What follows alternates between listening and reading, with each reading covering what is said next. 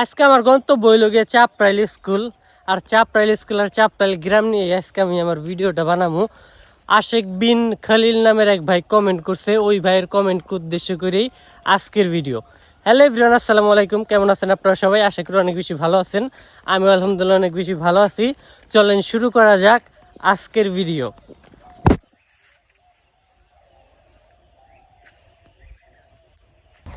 আমি এখন আছি বাইনার উঁচা ব্রিজ।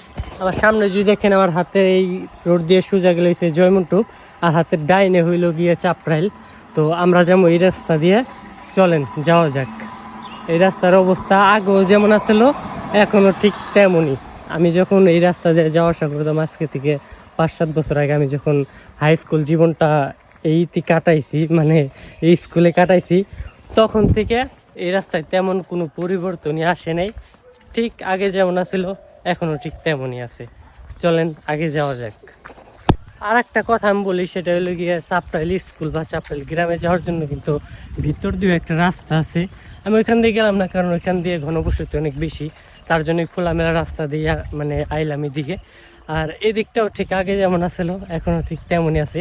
সেই ভাঙাচোরা রাস্তা, দুই পাশে ধানের ক্ষেত, এদিক দিয়ে বর্ষাকালে অনেক বেশি পানিও হয়।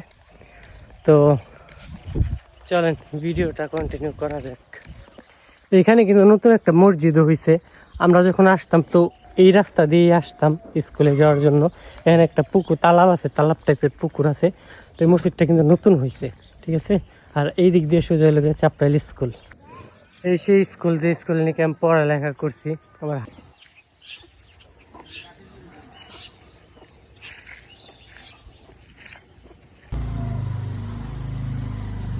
এখন আমি আসি হয়েছে গিয়ে মজিরুদ্দিন উচ্চ বিদ্যালয়ে।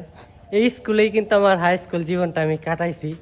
সর্বপ্রথম এই স্কুলে যখন এলাম, সর্বপ্রথম দিনটাই হয়েছে গিয়ে ক্লাস 6-এ কাটছে। এই যে এই রুমটা যে দেখতেছেন, এখন এই রুমটা মানে ভাঙ্গে চলে গেছে। তো তখন এই রুম আসলে ক্লাস 6। এই রুমে আমি জীবনে প্রথম মানে হাই স্কুল জীবন কাটাইছি এই রুমে, ঠিক আছে।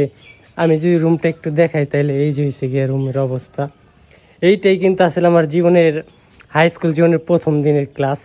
আর এইটা আসলে দ্বিতীয় ক্লাস, ক্লাস 7, ঠিক আছে। আমি যে ভিতরে একটু দেখাই, এরকম ভাঙ্গাচোরা অবস্থা।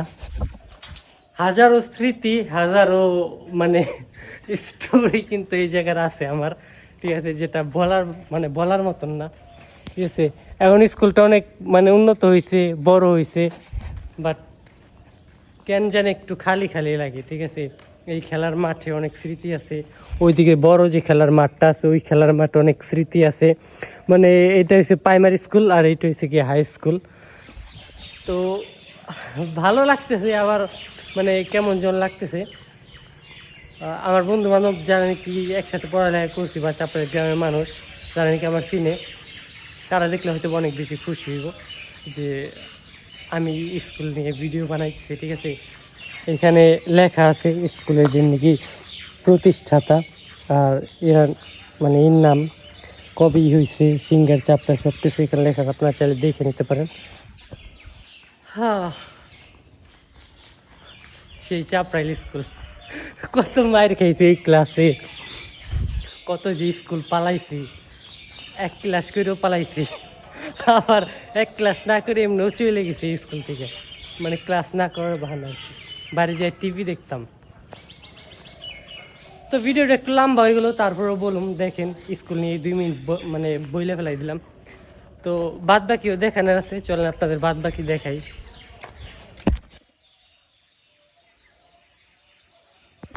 আর টিফিন বলেন বা স্কুল পালানো, এই রাস্তা দিয়ে কিন্তু পলাইতাম, এই দেওয়াল মানে লাভ দিয়ে। আর রাস্তাতে সোজা গেলে পরে আপনারা চলে যাবেন নিচে কাজল মিয়ার বাড়ি, ওইখানে একটা মসজিদ আছে, চলেন আপনাদের দেখাই।